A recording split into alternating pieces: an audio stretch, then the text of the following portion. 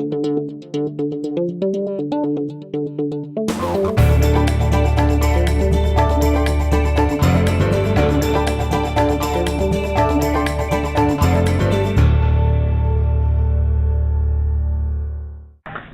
thank you so much. It's a pleasure to be here. As I was sitting up here the last 15 minutes looking around the room, I looked over and I saw my family over here talking to my board members. All right? Now, if that's not bad enough, that's reason for a quick meeting, right? But then I started counting board members and I realized we have a quorum. And then I said, you know, our president said we have a big agenda. I'm thinking if they would just get together right now, they could clear that agenda out for tomorrow night right now, and we could have a real quick meeting. But anyway, it's a pleasure to be here. I'm glad my family's here supporting. As I walked into the room today, and I love being here. It's really a pleasure. I was talking to a young lady over here who stopped me and said, "Mr. Drake," she works here. She said, "My name's Belinda." And she said, "I'm from Homer, Louisiana." So I don't know where she found out I was from Homer, Louisiana. I think she heard that before. Of course, Homer's the center of the universe. That's up in. That's not Homa. That's Homer. And so Belinda, right back here in the room, is from Homer, Louisiana. And we talked a lot about that. My grandfather, I grew up there, went through the 7th grade there, came down here, ended up at Westdale and then University High School. But I'm going to skip forward real quick before I get into the program and talk about our scores just came out last week. And I looked at one particular school, Westdale Heights Academic Magnet, WHAM, right there on College Drive. You know the school, right on College Drive. That school outperformed University High School, my alma mater. And I looked at that and went, you think about that for a minute. That school, WHAM, outperformed University High School. So we're doing some things right. I want to thank all of our board for your support over the years, my family, and all of this group here today. I also want to thank Ms. Chevalier for the introduction, our president, Mr. Winkler. And so let's just jump into this and talk a little bit about education in East Baton Rouge Parish.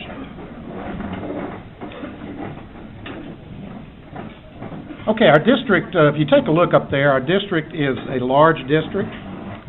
We have about 41,000 students, 2,000 pre-K slots, 84 school sites.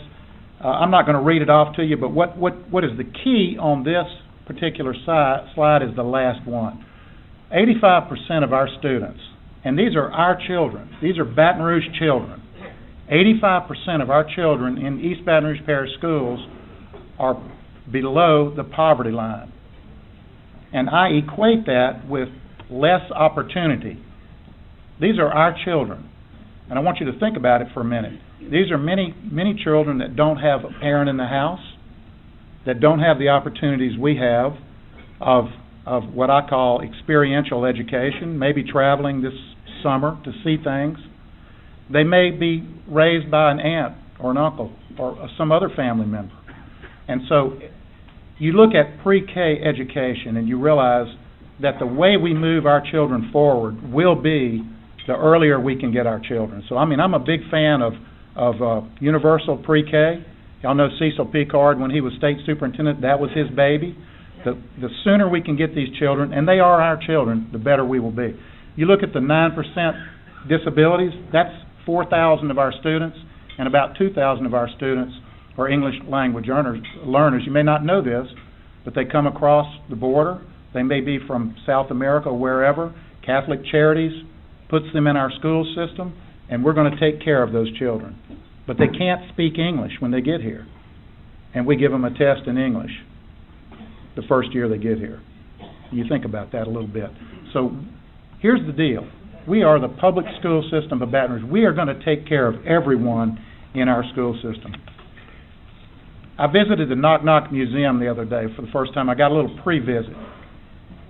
It is incredible. It's that big, beautiful architectural masterpiece right there on Dalrymple Drive at Washington Drive, and I got to visit it last week. And I saw things in there that makes you wonder about how children learn. They have a grocery store set up in there. They have an industrial section. They have different sections there that are going to show kids how things are made, what things are. I bet if you put 10 fruits and vegetables out on a table For those kids in poverty, they wouldn't be able to tell you first the name of 5 of them, because they get it's in the store. That's where it comes from, right? It comes from in the store. And I want to tell you right now, Mr. Ovid Landry, you may not know this man. He lives in Point Coupee Parish, but we're working with him right now to develop a farm-to-table program in East Baton Rouge Parish where we have fresh vegetables on the table for East Baton Rouge Parish students. So that's some of the things we're doing there. You know, I believe that if you capture the heart of a child, then you capture the child. And so we talk about whole child learning. We focus on academics, arts, character, and athletics. Now, you know, when I became superintendent here last year, we were $30 million in the hole, deficit. Over that past year, we cut $13 million, but we were also able to redirect monies to do some of the things we needed to do, like buy computers, because this past year was the first year that the state took the test on computer, and I'm going to get more into that in just a moment. But if you look up here, one of the first things that's cut from districts is athletics, art, music, and I am a big believer. We got Renee right here with the Baton Rouge Art Council, thank you. And we're big partners. Children learn in different ways, and when you give them those opportunities in the arts and the music and dance and different things like that, it changes their world. They learn in different ways, and so that is critically important. Athletics is important too. This year we've asked every school to have a character program. Our iCare does it. We have Manners of the Heart in our schools. There's Leader in Me. There's different programs you can use for that. In the athletic piece, athletics teaches things like teamwork, time management, organization. It's like the best teacher you could ever have. And we all know that our parents should be the first and best teachers our children ever have. But with 85% poverty, we don't always have that opportunity. So we need people like you to mentor our children. We need you to come to a school, mentor a child, talk to them about the real world. And we work on that very much. Also, the highlights last year, we've worked to increase workforce development. And I'm going to talk about Estruma again just a little bit, and also incorporate one-to-one technology initiatives. Last year, with cutting the budget $13 million, we were also able to purchase 13,500 Chromebooks for our students to work on. So every student, grade 5 through 8, took the test on computer this year. And so it was important for us to get those machines in the hands of those students. The problem was we had this little thing called the what? Flood, yes. And a lot of that went underwater. And so you're one step forward, 2 steps backwards. But guess what? We're not going to stop. We're going to work harder than ever. I talked to my technology department today. We got 6,300 machines in yesterday. We are expanding the one-to-one program. This year it will be expanded to Estruma High School, Audubon Elementary, and Northeast High School. We have got to get in the 21st century with our kids working on these machines, because that is the way it's done in the future. Only grades 3 and 4 and upwards 9th and 10th and 11th did the paper pencil test this year. So those are some of the highlights that we've looked at. I want to talk about the flood just a little bit. You know, you may have read the paper last week where John White said he doesn't really see any significance of schools being affected by the flood. We got a demographic report today from Mike Hefner, who's doing our demographics, and when the board sees this tomorrow night, they'll know. And I think they have it now, and they can take a look. There is a slide in there that shows the amount of property that was flooded in East Baton Rouge Parish, and it's about 50% of East Baton Rouge Parish was underwater for that flood. Take a look at some of the things that happened to us. Almost 600 teachers displaced, administrators, 332 bus drivers. That's half of our fleet of bus drivers who were flooded and impacted and displaced. 110 buses were flooded beyond repair, another 50 where we could repair them. 16 missed instructional days, and I'm going to tell you, there's a number called 18. If we would have missed 2 more days, we really wouldn't have been eligible for scores. That makes me look back and go, had I known that at the time, I may have stayed out 2 more days.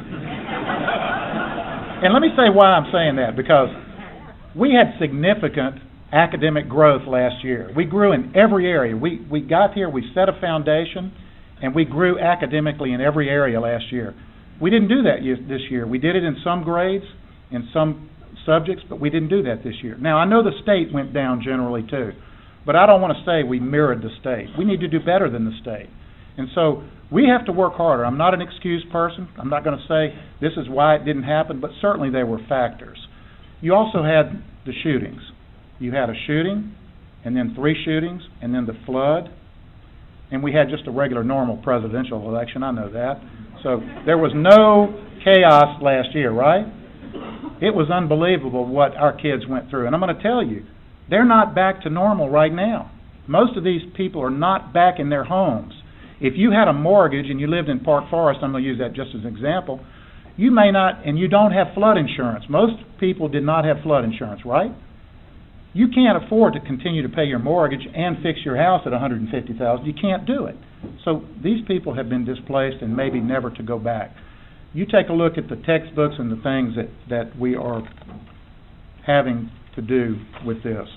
I also want you to look at the dealings with FEMA.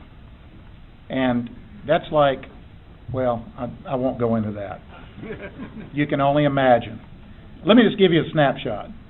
I got a letter in the mail 3 weeks ago that says we were overpaid $46,000 for Katrina. I go, what? And I went, oh my God, am I going to be dealing with this 10 years from now? And when you heard Ms. Chevalier talk about all the things I've been involved in, you know I'm no spring chicken, so I'm not going to be here in 10 years, right? But my point is that it's a daily work. I talked to some of our representatives and senators. We are going to meet with them in August to try to get some of the things worked on a little bit. And the key word there is reimbursable, okay? Let's talk about reimbursable. So my school floods. Let me use Glen Oaks High School for a moment. We have 17 buildings at Glen Oaks High School. 15 of them flooded. Only the gym and the theater did not flood. Some worse than others, okay? So we go into the building. It was about 4 feet of water on that campus. We go into the building with FEMA, and we're talking to them and all that, and they say, okay, if 4 feet of water's there, we tear out 6 feet of sheetrock. And when we put the sheetrock back, we pay for that, but we will only pay to paint 6 feet of sheetrock. Now, imagine your home flooded, and you have to put sheetrock on half of your wall. I think you're going to paint your whole wall back, right? That's what we have to do. That's not, quote, reimbursable. So when it's really, and we're working on with FEMA, and I'm going to tell you, they've been much better lately because I've had several conversations with people in Texas and all about, let's do this right. I had an argument with a man about a month ago on the water that covered outlets in the wall, receptacles. And we were sitting in there, and we had a conference call with the big chief over in Denton, Texas, and the fellow in our room said, well, they work, don't they? And our grants manager, CSRS, Mr. Ed Jenkins, sitting there, and he said, sir, that is a code issue. You have to change the receptacle if it went underwater. That should not even be in the discussion. So that just gives you an idea of the work we're having to do to get back as much as we can. 90% of it is eligible for reimbursement. We're working as hard as we can to do that, and I think there will be a real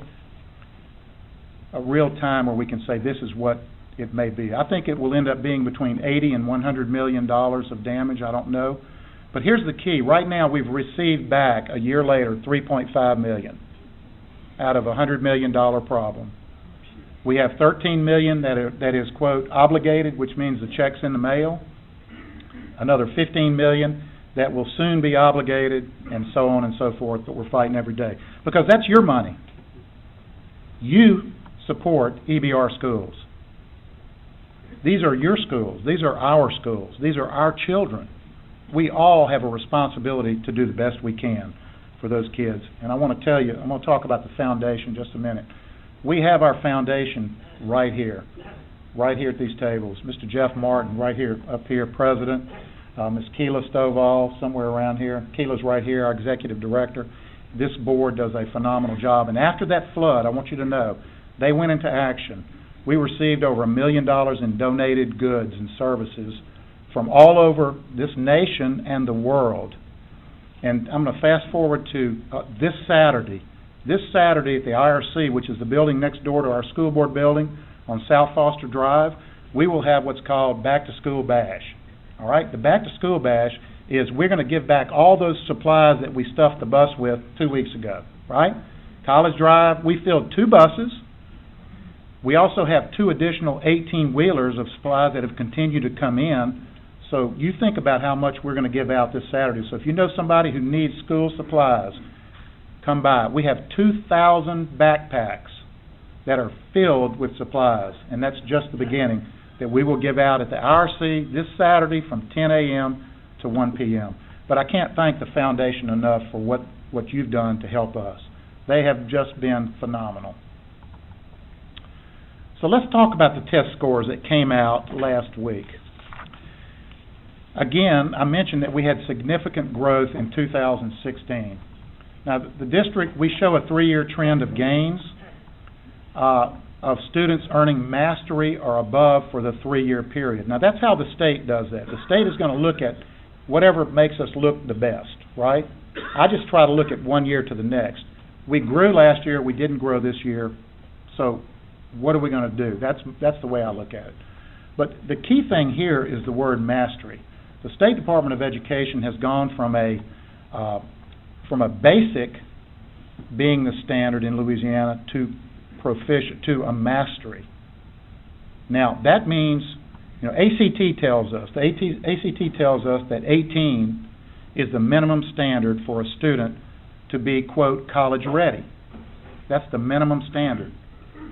But we are going to move that to 21 for every school district in the state of Louisiana. And the average ACT in the state of Louisiana is about 17.9. And I may be off a point or two. So I want you to think about what's going to happen is, and look, I'm all about high standards. But if ACT says 18 is, you can go to college and survive it, we're moving it to 21 through a mastery program. So all of these scores next year are going to get even more difficult for us. So we have to find a way to do what we're going to do. And if you look at that last bullet up there, it is, for me, we are going to reorganize this office. I'm going to do that tomorrow night. I've talked to the board. I've sent them this information to put more emphasis on curriculum and instruction and assessment and accountability. Those 2 groups were together. It's too much for one person. I'm going to separate it. I'm going to put 2 assistant superintendents there. We're going to go into the schools using data. We're going to drive down to every individual student and look at that student and say, Tim, you need a little work in this area. And we're going to intervene with Tim in that particular area. Now, I call that the Cleo Perry effect. Cleo Perry is a principal at Crestworth Elementary School. He is awesome. He is still a finalist for Principal of the Year in Louisiana, and next Saturday night at the Dream Teachers, he is one of those. Y'all, many of you may be there at the Dream Teachers next Saturday night. He's Friday night. Thank you very much. Next Friday night at the Crown Plaza. And he's a finalist for State Principal of the Year. But what does Cleo Perry do? You think of Crestworth Elementary, probably 99% free and reduced lunch. He is a B school. B as in boy. And I go out there and say, how do you do this? And he has a data room there. And on the data room, he has every student's name. He has every area where they need help. He has detailed down to exactly what every student needs. And that's what we need to do more of in other schools, and that's what we're getting ready to do. We've got to drill down to every student and see what they need and put intervention into that student's hands wherever they need it. And we will get better over the years. We all know, everybody in this room knows, that the key to learning is teaching, great teaching. So the better the teacher we have, the more on task they are, the better our students we're going to be. And we're going to make sure we hold not only teachers but principals and everyone accountable. I'm probably harder on myself than most other people, and that's okay. No excuses. We can